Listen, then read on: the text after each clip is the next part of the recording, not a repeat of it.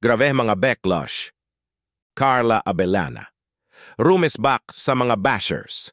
Binigyang linaw ni Carla Abellana ang kontrobersyal na online selling ng kanyang pre-loved items. Sa isang panayam, tinanggihan niya ang mga reklamo ng ilang netizens na hindi raw nagtugma ang kalidad ng kanyang pre-loved items sa mataas na presyo. Hindi totoo yon, sobra kayo. I would sell something na much less naman than how much I got it for. Diba? Lalo na yung condition niya, depende rin dun, paliwanag ni Carla.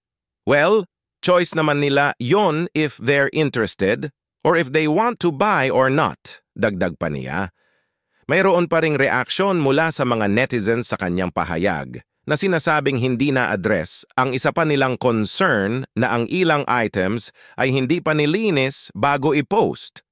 Ayon sa kanila, marumi raw ang ilang items gaya ng shoes at bags na nagdudulot ng kawalan ng interes sa mga potential buyers. Ipinunto rin nila na mas mabuti pa sigurong ipinamigay na lang ni Carla ang kanyang mga lumang gamit para iwas sa negatibong reaksyon ng netizens.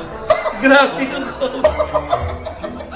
Uy, baka sabihin ng tatanay, hindi doon po kami sa comment na tatawa.